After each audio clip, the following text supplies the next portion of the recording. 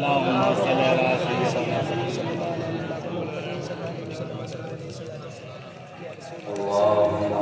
अला सय्यिदिना व मौलाना मुहम्मदिन मअदनिल जूदि वल करम।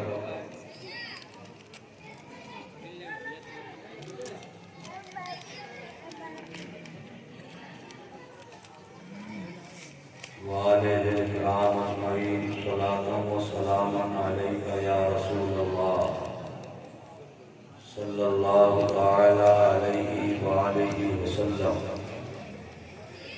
जो लोग नात सुनने आए थे वो नात सुन के चले गए। अगर आप जलसा सुनने आए हो तो सुकून और इत्मीनान से बैठो। ये रखियो, या तो उठ के घर चली जाओ या बिल्कुल खामोश रहो। ज्यादा तमाशे की जरूरत नहीं है। तुम्हें यहाँ सुनने सुनाने कुछ नहीं आती, कुछ सीखने नहीं आती यहाँ, और जलसा बिगाड़ने आती है।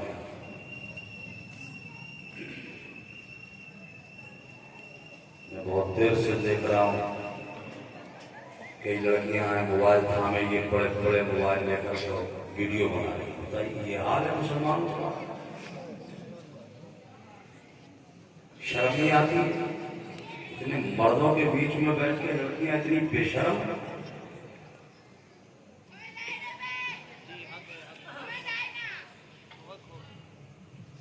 चीख रही हो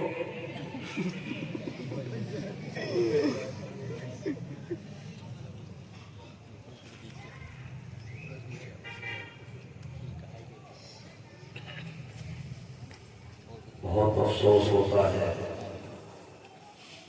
कि हम अपने बच्चों की या बच्चियों की हालत गैर देखते हैं। बिगड़ी हुई हालत देखकर बहुत अफसोस होता है।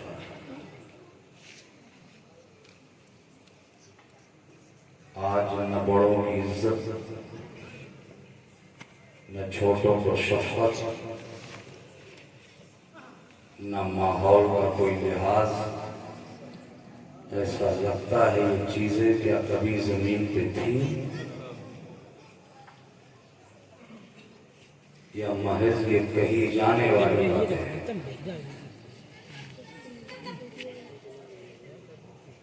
अल्लाह ताला हमें आपको समझने की तौफीक अता फरमाए। आज का ये जश्न गौसुल वरा के नाम से किया जाने वाला जलसा 8 की सरजमीन पर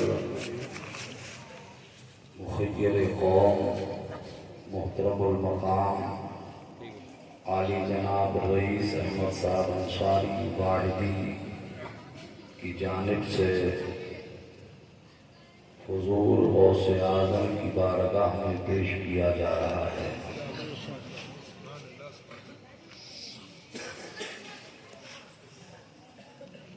दिल की गहराइयों से दुआ है कि अल्लाह ताला उनकी इस ताबिश को कबूल फरमाए। ये जलसा करके उन्होंने मुझे और आप सबको इसमें शरीक होने का मौका और दावत दी। हम लोग इसमें शरीक हैं। दुआ करो अल्लाह ताला मेरी और आप सबकी हाजिरी कबूल फरमाए और ये जलसा हमारे लिए बख्शिश का जरिया बन जाए।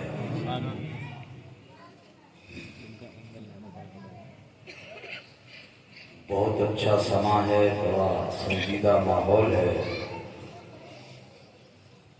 मैं आपको बहुत ज़्यादा डिस्टर्ब नहीं करूँगा, न बस आपसे हाथों के लिए कहूँगा कि हाथ उठाइए, न आपसे टांगे उठवाने की कोशिश करूँगा। बस बैठिए और मेरी बात को गौर से सुनिए। कोई बात दिल को छू जाए तो जबान से उसका इजहार अल्लाह की पाकी बोल के कीजिए, और अल्लाह की पाकी है सुभान अल्लाह कहना। अगर बात आपको लगे तो आप अपनी जबान से सुभान अल्लाह कह के मुझे ये बता दीजिए कि हमने आपकी बात को सुन लिया है। और मियाँ मैं ज़बरदस्ती आपसे ठूसम ठास कराऊं, ज़बरदस्ती आपसे बुलवाऊं, ये सब कोई माना नहीं रखता। आप अपनी बात कहिए, दिल को छू जाएगी, ज़बान से अदा होगा सुभान अल्लाह। ये अल्लाह की पाकी है। इन उलमा कुर्रा हुफ़्फ़ाज़ के आस्ताने पर आप आएंगे, इनसे पूछेंगे तो ये आपकी ये रहनुमाई भी करेंगे कि ये सुभान अल्लाह का जो टुकड़ा है ये कुरान की आयत का एक हिस्सा भी है।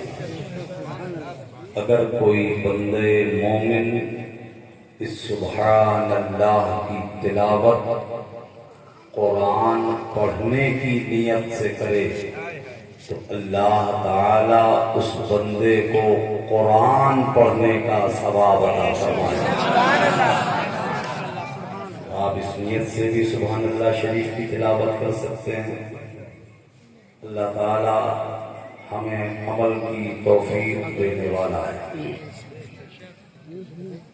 मिंबर शरीफ हमारा आपके इलाके के मुअज़्ज़ज़ उलमा से सजा हुआ है।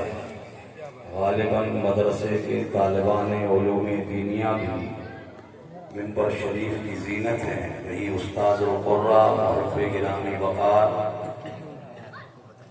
मुमताज़ मुदर्रिस जामिया दारुल उलूम वाहिदिया तैयबिया बिलगिराम शरीफ असीरे सरकार सोहेल मिल्लत हजरत क़ारी अबुल हसन साहब तिबला वाहिदी वो जलवा फरोज हैं। कहीं मुल्क भर के जलसों की निज़ामत फरमाकर उसकी जुल्फों में कंगन करने वाली ज़ात उस्ताद शोरा मोहतरमुल मकाम हजरत मौलाना क़ारी मोहम्मद इजहार रजा साहब शाहजहांपुरी वो जलवा फरोज हैं। गालिबन क़ारी शाहिद साहब और मुझे नाम नहीं मालूम है, मैं माजरत चाहूँगा। और मियाँ मेरे मालूम होने न होने से क्या होता है, मैं जानूं न जानूं, आप जाने न जाने, अल्लाह सबको जानता है। ये ज़हन में रखे और चंद मिनट बैठकर मेरी बातों को गौर से सुन लें। हम सरकार गौसे पाक की मुबारक व मसरूद महफिल में हाजिर हैं। दिल के दरवाजे खोलिए, लो बगदाद की तरफ लगाइए। अपने दिल में कोई जायज़ मुराद रख लीजिए और सरकार गौसे पाक की बारगाह में इस अंदाज में कहिए जैसा कि शहजादे आला हजरत मुफ्ती आज़म आलम सरकार अल्लामा मुफ्ती मुस्तफ़ा रज़ा खान रहमतुल्लाह ताला अलैह उस बारगाह में अर्ज किया करते थे, करम गौसे आज़म, करम गौसे आज़म, करम गौसे आज़म, करम गौसे आज़म, हमारा भी रख लो भरम गौसे आज़म, करम गौसे आज़म, करम गौसे आज़म, हमारा भी रख लो भरम गौसे आज़म। ये दिल, ये जिगर है, ये आंखें, ये सर है, हमारा भी रख लो भरम गौसे आज़म। ये दिल, ये जिगर है, ये आंखें, ये सर है, जहां चाहो रखो कदम गौसे आजम, जहां चाहो रखो कदम गौसे आजम, करम गौसे आजम, करम गौसे आजम। जब बगदाद के ताजदार शहंशाह बगदाद हुजूर कुतुब रब्बानी महबूब सुभानी सिंदीले नूरानी शहबाज़े लामकानी सरकार सज्जदना शेख अब्दुल कादिर जीलानी ने अल्लाह और उसके रसूल के हुक्म से बगदाद की जमीन पर ये ऐलान किया था, कदमी हाज़िही अला रक़बते कुल्ले वलिय्लाह, कि मेरा ये कदम तमाम औलिया अल्लाह की गर्दनों पर है। ये ऐलान जब हुजूर गौसे आजम से करवाया गया, शेख अब्दुल कादिर जीलानी सरकार गौसे आजम ने अर्ज किया, परवरदिगार मैं तेरा आजिज बंदा, मैं तेरा कमजोर बंदा, ये अल्लाह मैं तेरा लागर बंदा, तेरी जमीन बहुत बड़ी है, तू मुझसे ऐलान करवा रहा है कि कह दो मेरा ये कदम तमाम औलिया अल्लाह की गर्दनों पर है। तो परवरदिगार तेरे नेक बंदे, तेरे तो वली जमीन के हर हिस्से पे मौजूद हैं, हर इलाके में मौजूद हैं, जमीन के मुख्तलिफ गोशों में मौजूद हैं। मेरी ये आवाज कहाँ तक जाएगी? ये अल्लाह मेरी आवाज ये कौन सुनेगा? आवाज आई अब्दुल कादिर जीलानी, आवाज देना तुम्हारा काम है और अपने बलियों तक तुम्हारी आवाज पहुंचाना ये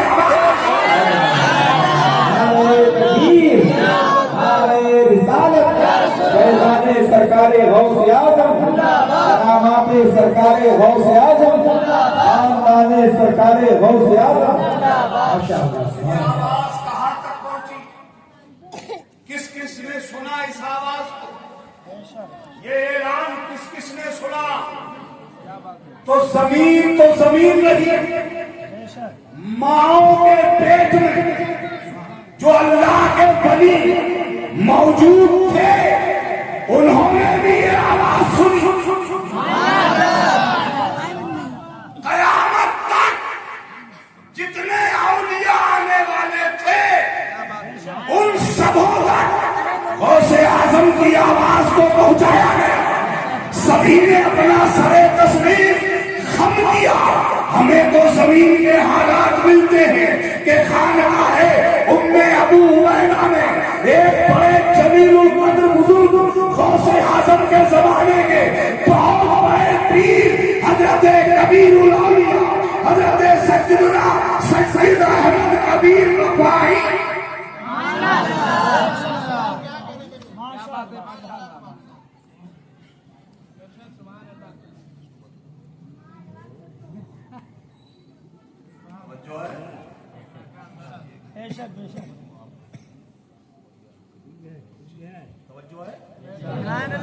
सब कहते हैं एक बार, समझ में आ रही हो तो कह दीजिए। मैं थोड़ा सा माहौल बना रहा हूँ, खबर लूंगा। होगी बात आज खुल के। हाथ वालों, अगर हम तुम्हारे आगे ही नहीं रोएंगे तो कहाँ जाएंगे? सुनेगा हमारे। और मुझे तो कभी कभी ऐसा लगता है कि मैं सहरा में आवाज दे रहा हूँ, शायद जंगल में चीखो पुकार कर रहा हूँ। कौन सुनेगा मेरी आवाज? कौन मेरी आवाज पे लब्बैक कहेगा? मगर दिल कहता है पुकारता रहे। किसी दिल को तो लगेगी तेरी बात, किसी दिल को तो समझ आएगी तेरी बात। वो एक तो मानेगा तेरी बात, और जब वो एक मानेगा तो दूसरे तक जाएगी, दूसरे से तीसरे तक पहुंचेगी, तीसरे से चौथे तक पहुंचेगी। फिर कोई तेरे कान में अगरचे कफन ही में सही कोई कह के गुजर जाएगा, मैं अकेला ही चला था जाने में मंजिल मगर लोग साथ आते गए और नारे तकबीर, नारे रिसालत, गौसुल वरा कॉन्फ्रेंस, गौसुल वरा कॉन्फ्रेंस, नारे तकबीर, बहुत बड़े हुजूर गौसे आजम के जमाने के सैयदना सैयद अहमद कबीर रफाई सिलसिला रफाइया के इमाम बहुत जलीलुल कद्र बुजुर्ग अपनी खानकाहे उम्मे अबू उबैदा में तशरीफ फरमा मुरीदीन का मजमा लगा। हुजूर गौसे आजम ने बगदाद की जमीन पे खड़े होकर ऐलान किया, कदमी हाज़िही अला नक़ते कुल्ले वलील्लाह, मेरा ये कदम तमाम औलिया अल्लाह की गर्दनों पर है। ये आवाज सरकार सैयदना सैयद अहमद कबीर रफाई ने सुनी, फौरन अपनी गर्दन नीचे झुकाई और नीचे गर्दन झुका के एक नारा बुलंद किया। ये अल्फाज आपकी जबान से अदा हुए, या सज्जदी कदमों को अला रक़बती व अला ऐलान किया आपने,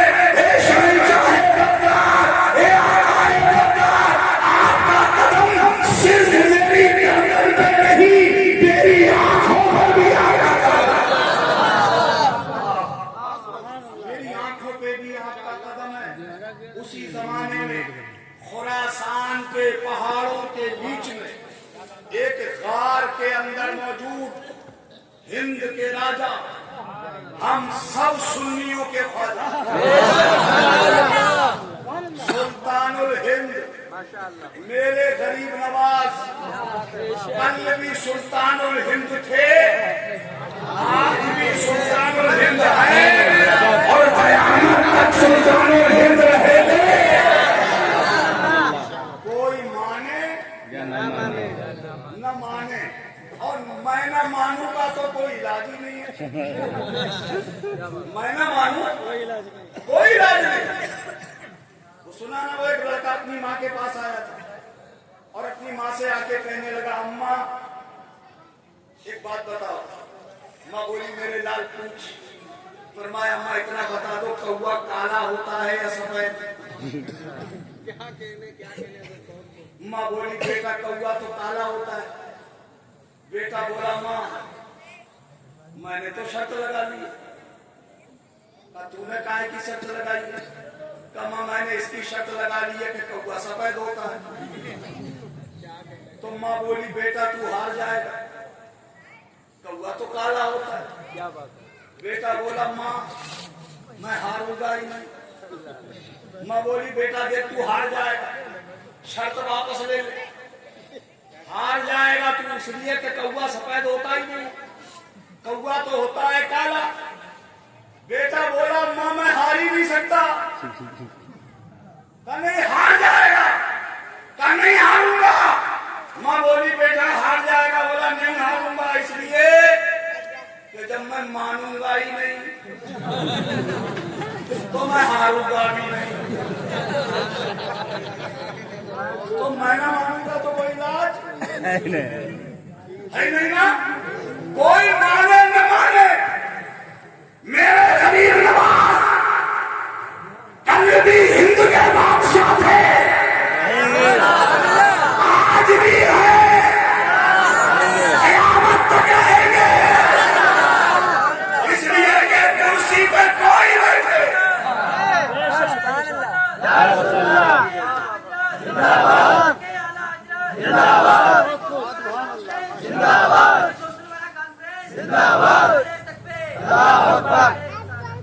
कोई बैठे, चादर तो भेजना ही पड़ती है। और मियाँ यहाँ तक नहीं, चादर अमेरिका से भी आती है और फिर उसे चैनलों पे नशर कराया जाता है, पूरी दुनिया को दिखाया जाता है। मैं कहता हूँ दिखाओ, ताकि दुनिया समझ जाए कि गरीब नवाज हिंदुस्तान के कल भी सुल्तान थे, आज भी सुल्तान है और कयामत तक सुल्तान रहेंगे।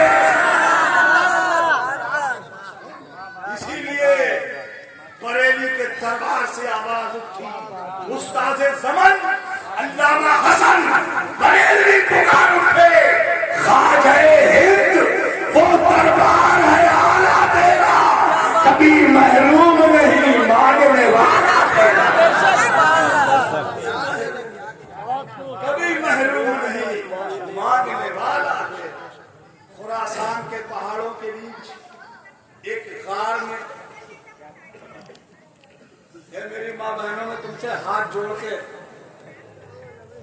गुजारिश कर रहा हूं, ये मेरी बहनों, मेरी बेटियों, उनमें से ज्यादातर मेरी बहनें होंगी या बेटियां होंगी या बच्चियां होंगी। मैं हाथ जोड़ के तुमसे गुजारिश कर रहा हूं, तुमने पूरी दुनिया चुप कर दी है। अब तो अल्लाह के वास्ते खामोश हो जाओ, थोड़ी देर बैठ के सुन लो, वरना हमारी तकलीफ यहीं से शुरू हो जाएगी और हम जो बताना चाहते हैं वो रह जाएगी, फिर बात बहुत आगे बढ़ जाएगी। इसलिए सुन लो और गौर से सुनना, मैं तुम्हारे लिए भी नियाज लाया हूं है मेरे पास, इसलिए कि जिस दिन ये मेरी बेटी सुधर जाएगी, जिस दिन मेरी बहन समझ जाएगी, जिस दिन घर में रहने वाली बीवी समझ जाएगी, जिस दिन मेरी माँ समझ जाएगी, खुदा की कसम जिस दिन ये जाग जाएंगी, उस दिन जमाने में इनकलाब आएगा, जमाने में चेंजिंग आएगी, जमाने में बदलाव आएगा। ए माँ, जरा गौर तो कर, आज हम जिनका जलसा करने बैठे, हम जिनका नाम लेने बैठे, वो शहंशाह बगदाद भी तो किसी की औलाद रहे होंगे, उनकी भी कोई माँ रही होगी ना, वो भी किसी माँ के बेटे होंगे ना।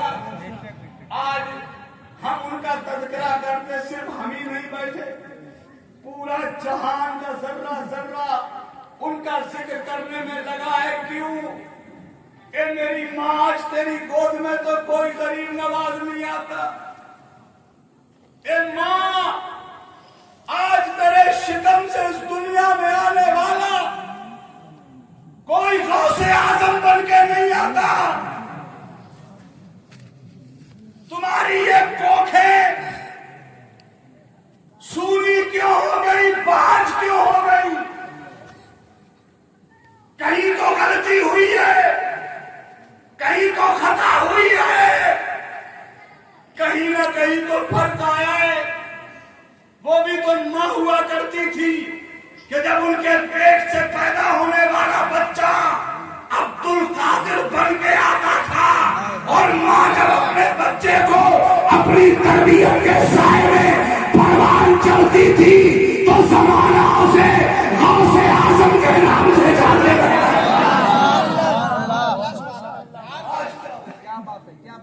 आज क्या हो गया मेरी बहनों? इसलिए देखते हैं माहौल, आज की माँ अपने बच्चे की वैसी तरबियत नहीं कर रही, उसे वैसा सुझाव नहीं दे रही, उसे वैसी समझ नहीं दे रही, बच्चों को वो रास्ता चलना नहीं सिखा रही जो सिखाना चाहिए था।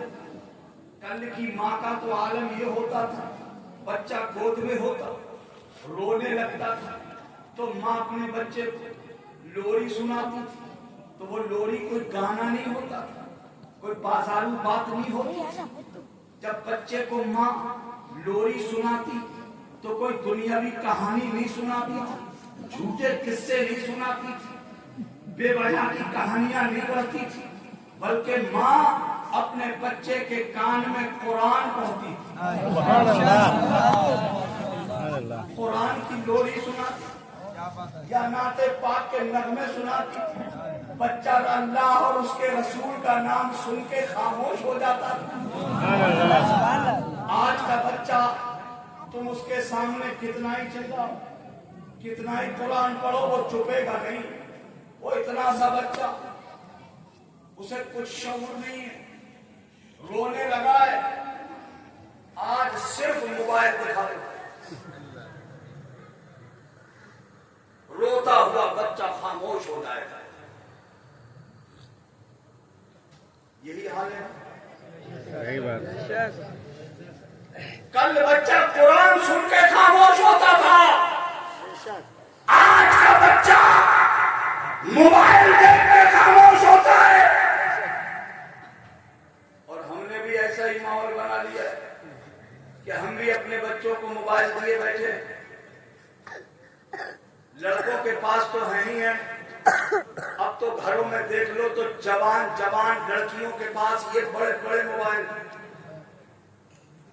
है ना।